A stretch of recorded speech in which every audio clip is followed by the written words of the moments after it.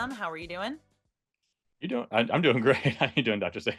I'm good. I should say I'm with Dr. Robert as always, which I think everybody at this point probably knows. But Hopefully, um, but the first time how are you listeners, doing? I no. see at least two cats with you right now. I've What do you have got with you? Wizard, Briny, and Tesla, and who's this? Brooke, Tesla. That's funny. Tesla, Brooke, and Princess, all within about a 5 feet radius. So, That's pretty good. You got five right there. That's yeah, pretty good.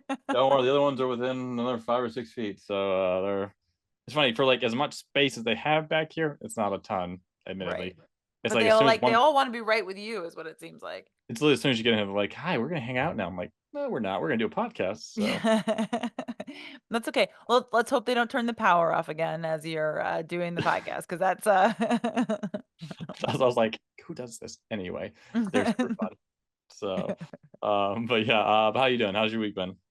Good, good. It's been busy anytime it's before a holiday. So for anybody listening, we're having this conversation just before the 4th of July. So um yeah, by the time anybody listens to this, it's gonna be well after the 4th of July, but or a couple of weeks after, I guess. But yeah, so anytime leading up to a holiday, it's like fill trazodone, fill this, fill that. You know what I mean? Like all week I've been filling alprazolam, trazodone. People are like, I need something else to go with my trazodone. It's not working. So we've had a lot of requests for meds for fireworks and stuff like that.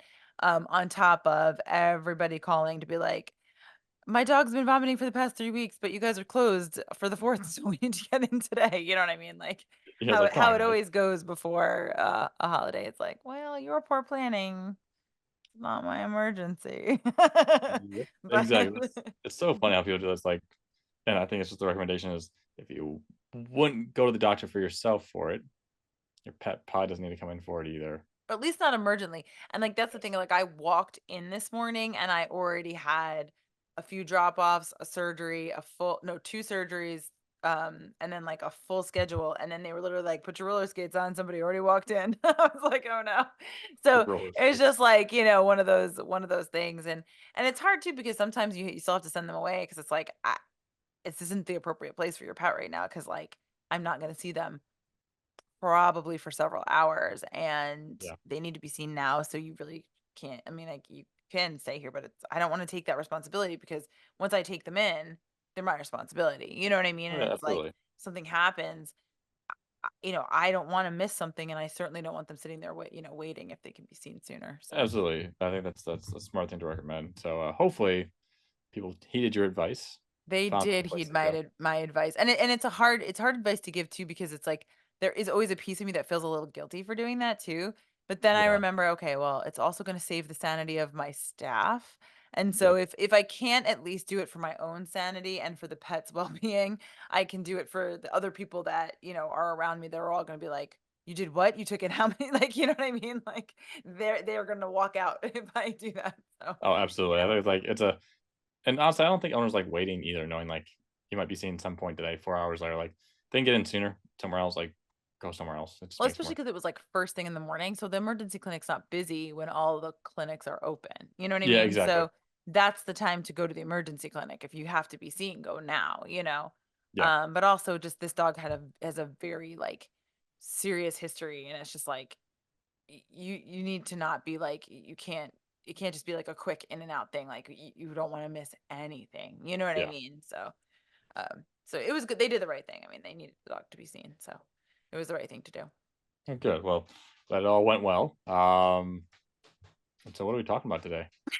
So, well, I think it's more of kind of a continuation a little bit. We got into some of the mental health stuff last time we chatted. And today, I think, it's talking a little bit about the finances of our pet care. And really, but, I read this article recently and I think it's kind of going around right now and sent it to you. And it's just this really interesting sentiment of like, should only people who have like a lot of money basically have pets?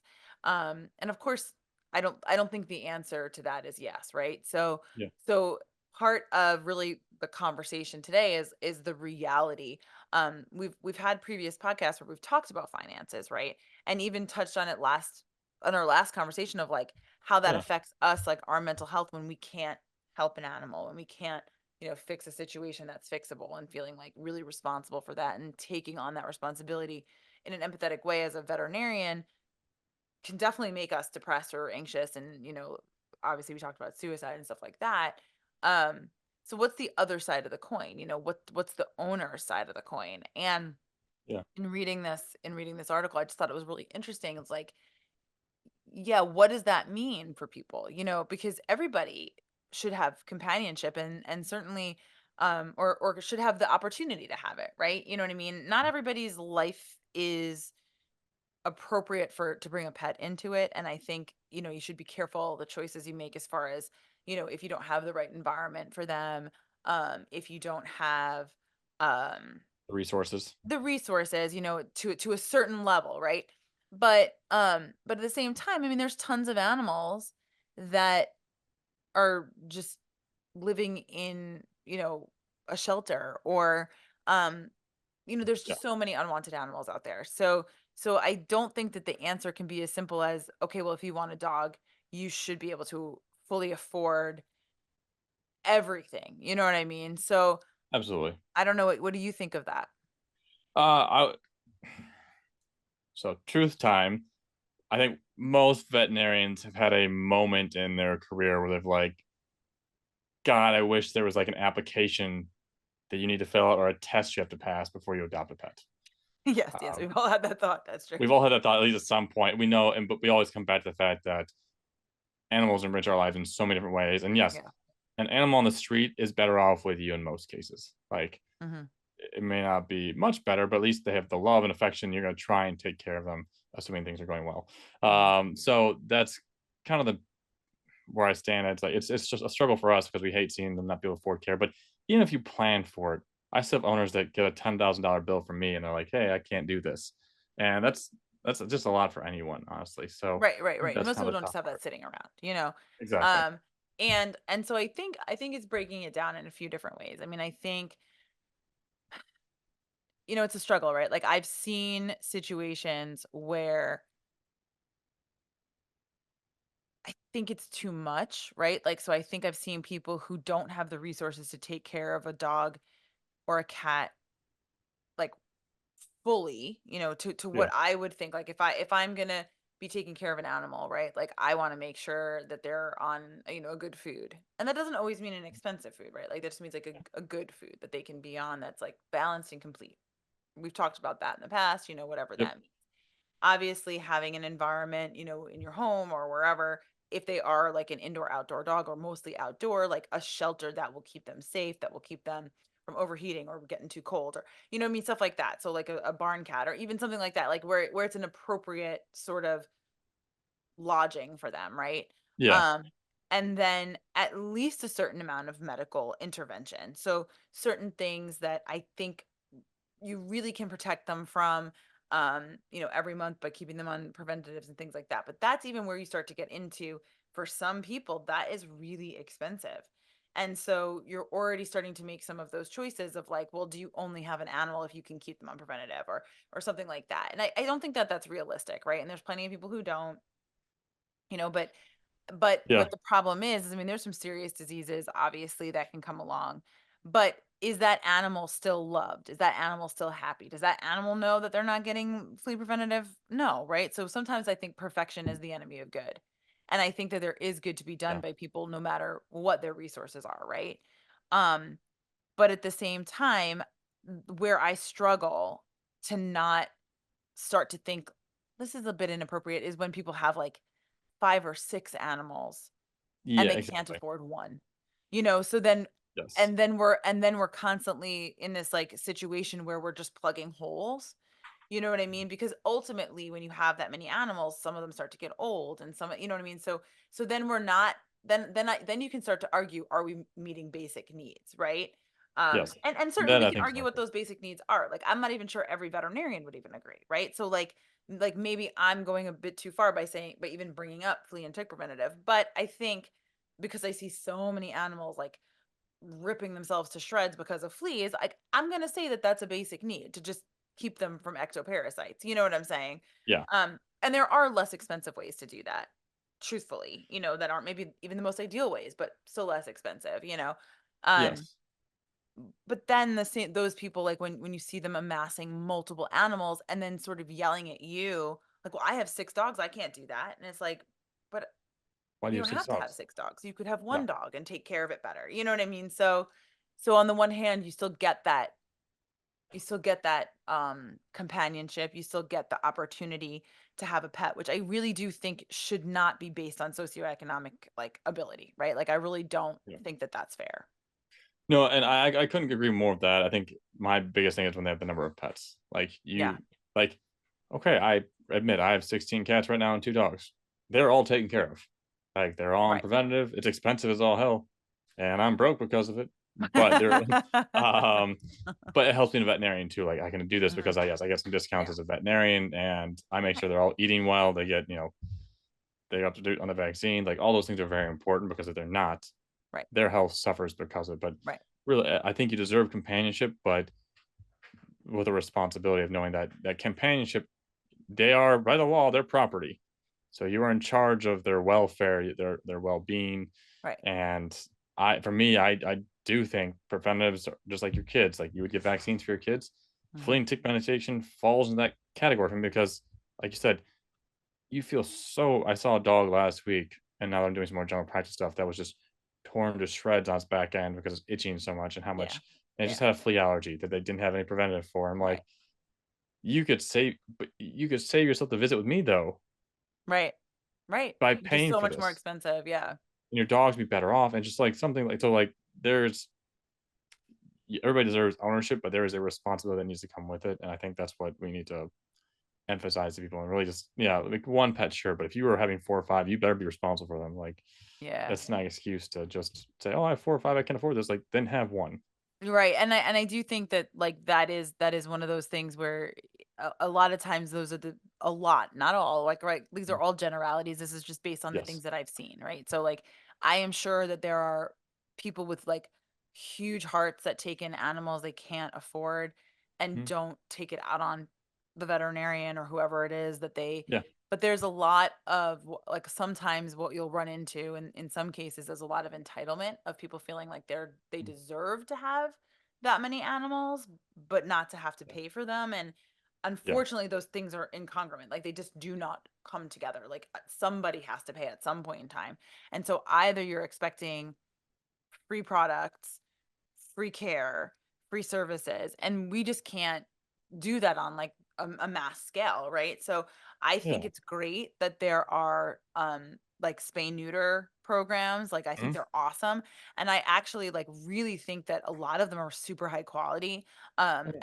and even, like, our clinic, I mean, our clinic's prices, obviously, we're not subsidized by the government, a lot of these are, like, a lot of like, we have a ABC clinic that's subsidized by the government. So we can't compete with them. Like we can't Huh. our prices are never going to be that low because they don't, you know what I mean? Like they don't have to make ends meet the same way that we do.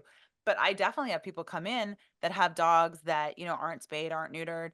And I'm like, go to the ABC clinic. If you can't afford to do it here, go there. Like, I don't have any judgment. I want them to be Yeah. taken care of.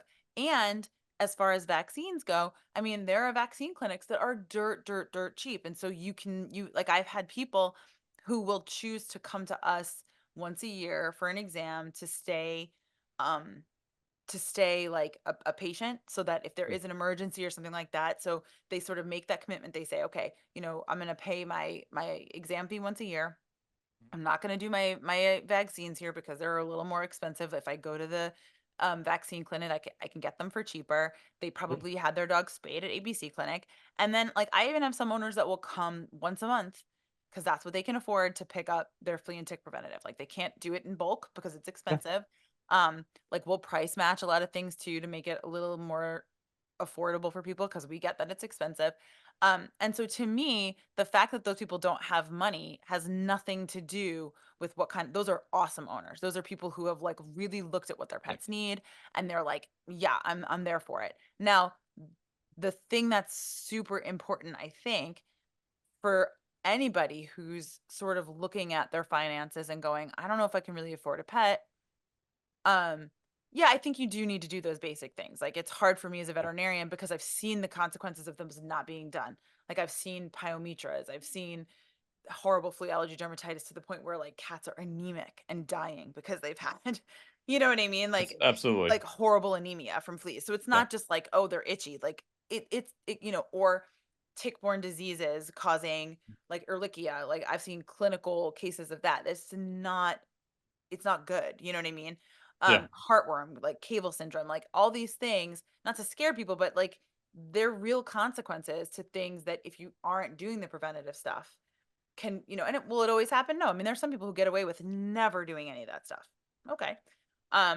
Unless But something there needs bites to you in be the butt at consequences. some point, it does. Like, I feel It like does. Yeah. it's very rarely for you if you really didn't do any of those things, whether it's a vaccine, preventatives, dewormers, something. Eventually, something will come up, and Yeah, no, eventually you're right. And I mean also too, if you have children, and you have a dog and like you can't afford to do a dewormer, I mean, children can get these worms and like, roundworms can make a kid blind. Like not to scare people, but like there's real consequences for what happens if you don't take care of your animal's property properly. exactly. And I Um, think that just that having that responsibility is so important, and just recognizing like and utilizing your resources. Like you mhm. mentioned that there are resources. Oh yeah, You can't. This gonna sound bad. You you can't afford to be lazy. Like, right. if you're gonna make this work, like, maintain that responsibility, like, you have to maybe do it to go find a vaccine clinic, that's fine. If you do it Oh to yeah. find other ways to get the flea and tick preventive, that's fine, but you gotta take care of them in some capacity because Mhm. there's a lot of lives that literally depend on you, and cats are better than dogs, like, honestly, most cats you can probably put in the wild, and they'll do f not saying you should do this, don't do this, but, like, they're a little more, like, hunters in nature, like, they can survive a little more on their own. You put a pug out there in the wild, he's not gonna do well on his own. He just Well, won't, no, like they're just not wild. Like, that's the thing. Well, and I do think that's another thing that's interesting too, right? Is that like I do see a lot of times people getting these like very expensive breeds. So like a pug, or not pug, because they're not that expensive, but what they need is expensive, right? And like Yeah, Frenchies, like those are one like right now everybody wants a yeah. Frenchie. Well, I have had people come in with a $5,000 Frenchie and they're like, well, I don't have any money to do anything for them. And I'm like, Ugh, I mean, that's the worst thing. I don't know what to tell you because I they need a lot. You know what I mean? Yeah, Because there's just a lot to take care of. Like, so take into account too, like if you don't really have a ton of disposable income to put towards your pets, again, like there's ways to do things economically. And if you have a good vet, like I will talk to you about how to do these things in an economical way. It is not my goal to bleed you for everything that's never yeah, my goal. Like I will tell people, your dog comes in with allergies. I'm like, okay, we're going to try to figure out the least expensive way to keep your dog comfortable for the rest yeah, of their life because this will be there for the rest of their life. exactly. But that doesn't mean it's cheap. That's the problem, right? Is that like so sometimes you may end up being in a situation where you didn't think that was going to happen, but now you're stuck with a condition and now, your dog has this condition. Yeah, And when you pick a breed like a bulldog or like an English bulldog or like a pug or like I mean, there's just so many breeds out there that take more work or have more expected issues than others. And so like I do also think it's a good idea if you are really trying to make sure that you don't put yourself in a situation where either you're making a really difficult decision or you're heartbroken, maybe don't pick a breed that requires all expensive that, care. Yeah, right? and I think that's a really good point, and, like, so just so owners, like, aware of the resources they have, right? There's spay and neuter clinics, those are a great option for, Mhm. reducing the cost Yes. of a surgery. There are vaccine clinics, which you would need, annually or every 3 years once your pet's, like, up to date, so those are a great resource to save money. Mhm. There are, wellness plans. Oh yeah. Wellness plans are actually a good idea because they actually will save you money long term. Oh yeah. In a lot of cases, like wellness plans are a good idea. See if your household has one or go to one that does. Insurance. What I've told every family is as soon as you adopt a dog, have insurance for the first 2 years minimum. Right. Find out if they have allergies. Find out the dog that's going to eat things off the ground that's going to cost you a surgery. Make Right. sure they don't have any diseases that pop up early. Then once you see 2 years, you're like, all right, I know my dog I have. I see kind of the big problems. Now that things won't pop up later, but then if you really can't afford it, maybe you can take it off at that point. I always say keep it if you can, but Right. at least you know the type of pet you have. Whereas if you don't do it in the beginning, then they get a pre-existing condition, then you can't get insurance for something like allergies. Oh, it's true. Allergies are so expensive long term. Allergies can be so expensive, and that's the problem is that a lot of the cheaper things, I mean, yeah, there's ways to control it. Like if you really don't have money, I mean, you can go on the train of like pred antibiotics, but it's going to Yep, truncate their life. I mean, that is exactly. the truth, right? So, at some point in time there will be a consequence. Mhm, And the only reason we're talking about this, and I think it's super important, and actually we have a guest coming up that is going to will focus more on insurance and how to mhm, find a good insurance. And I'm really excited for him to come on because I think we're going to learn a lot. And I'm really excited about it because people ask me all the time, and it's nuts. Like I know some of them, but I don't know all of them. There's lots of yeah, insurance out there, and I'm hoping that as we've talked about how veterinary medicine's getting more expensive. I mean, everything is, right? Like, mhm, I mean, everything's more expensive. And so every day I'm like looking at prices of things. I'm like, oh my gosh, like that's so expensive. Like, I don't have more than one dog because I am like, I don't think I have the money to take care of more than one dog. I'll be honest with you. You know what I'm saying? Like I have three yeah, kids and we have two guinea pigs and like we're pretty much at our max for critters at the moment, you know. mm. Two-legged and four-legged. But, And we're but 2 legged ones or 4 legged you ones. know, we've got like lots of stuff going on. So, but so I we do like I've made that choice. Like I don't I'm not at the place right now where I would add another financial commitment because it's a lot and I know. Oh, hello, kitty. I saw a tail go Awesome. by. Um and you know what I mean? But I do think that people need to understand that the reason that we're talking about this is not is again to make it so that it's not so you can make an informed decision. You know what I Mhm, mean? So that you can understand like how much veterinarians want to help. We really, really want to help. yeah, But I think in the 10 years that I've almost been a veterinarian, I've only had a person call the clinic one time to find out what it costs to own a pet. One that's time. crazy to me. Actually, Yeah. have we done an episode on that? Like, have I we think done we that? did. Yeah, Like, an I mean, actual we breakdown can of look back costs? and see if there's like a but I think we did I didn't something. think I we've think done a when we first breakdown of talked about financing, you know, your vet med and stuff like maybe. that, It's not a you bad know. idea to, like, maybe reemphasize it in the future. Yeah, for sure. But I don't think people really understand the cost even just going into it. And that's, you know, the first year's a bit expensive with all of the vaccines and stuff like that. Yeah, Um, and then, you know, spaying and neutering and stuff like that. But then and then there's usually most of the time if you have a fairly healthy cat or dog, there's a few years there where it really doesn't cost too much money until you yeah, start to get into dentals, until you start to get into, God forbid, you know, some of the things like ACLs and, you know, foreign body surgeries and, you know, cystotomies and, you know, all those things that come up down the line. But mhm, that's where the insurance, and it's really true. I mean, there are certain breeds I see, I'm like, you need to get insurance today. Get it yes, now. Because this will pay dividends in the long. And I think like Frenchies, Dachshunds, like I mean, there's certain ones that I'm just like, have it. absolutely. Just I need to yeah, get it. wholeheartedly. Like, certain Yeah. ones you're like, you can't be here without insurance because it's not worth it for you cost-wise. You'll lose your I've seen too many people lose their dogs because of it. That's what it comes down to. Too many people have to euthanize their pets because of an emergency pops up, and the breeds that are high risk are those breeds: Frenchies, bulldogs.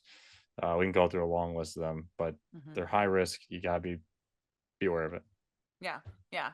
And then I think the next thing that you and we've talked about this like on our financing podcast, but like, you know, we we've gotten into this. I think I don't know if you coined the phrase, but like the financial triage of like what you should do. You know what I mean? Oh, And like the first thing of what you should do is like if you think about it when they're young or when you first adopt them or whatever it is, get insurance. That's like yep. the first layer of protection.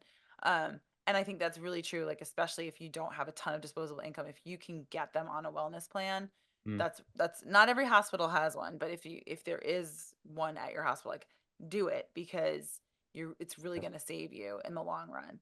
Um, and then there are, you know, ways if you get into a bind, you know, which again, some of us have money saved, but maybe not enough. You know what I mean? Like it's shocking to me what some of these surgeries cost. Like when I'm like, oh, I didn't realize it's gone up that much, you know? Yeah. And so, you know, you can take out like a no interest line of credit.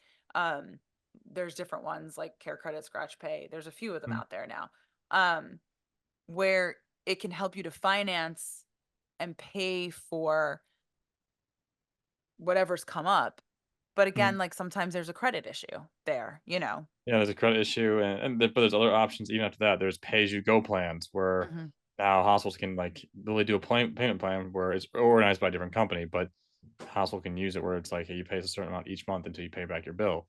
So, like, mhm, there are those options now, and then obviously the ones you owners don't have control over is charitable options. But an exciting thing that for like all pet owners, if you ever know a family member or a friend in need who can't afford care for their pet, they can actually now go to the My Balto website, and there's something called GoFund My Pet, which is something that you it's kind of like GoFundMe, but with two very important differences. One, all the funds you raise do go directly to the hospital of your choice. So that's mhm. really nice. So you don't have to necessarily, your hospital doesn't even have to have My Balto. You can still utilize the resource, which is great now. So that's a new feature we just added this last week. But more importantly, we are a nonprofit. GoFundMe is not, which Right. means that every dollar you take in, your friends actually receive a tax receipt for their donation. So they can give you more, knowing they're going to get credit for it later on, which is Yeah. really nice. So it's a new initiative we just launched just recently to help out people, even if they don't belong to my Balto hospitals, they can still use it. And so far, we've had a lot of people really interested in it because I've had just random phone calls who find our number online. They're Mhm. asking for help. And uh, and some people have actually just really appreciate just the knowing that there's a resource there for them. So Yeah. um, that's And another resource you can use on your own. yeah, and I think that's, like, one of the things, like, this whole conversation comes from a place of, like, real concern for us. Like, this is our absolute passion of what we wanna fix in veterinary medicine, right? Like, Mm, the understanding of the cost and, like, how to help when you really are in a situation where you're choosing between the life of your pet and mhm. getting them fixed. And so that's what my Balto is all about, trying to make sure that there is another option. Um, because we really don't believe that you have to be a millionaire to have a pet. But I No. do think that it is really important that you understand it's a big responsibility. Yep. And if you don't have the means to pay for things that happen, um, obviously my Balto, we're hoping to be there as a safety net for everybody, right? Like one Yep. day we hope to be that, right? Um, but I do think that people need to really understand the reality of, like, sometimes if you make that choice, you really just may be faced with a really sad option, if Yeah. there aren't the finances to treat your pet, and they get into a situation where they have a life-threatening situation or an illness or something like that. And that is really heartbreaking for us as veterinarians, and I think that that's where we start to harp on just having the basic money to do the basic stuff because we see the outcome and we don't want to get there ever. Um, so hopefully between my Balto and everything else, we won't ever get there again. But we're not quite there yet.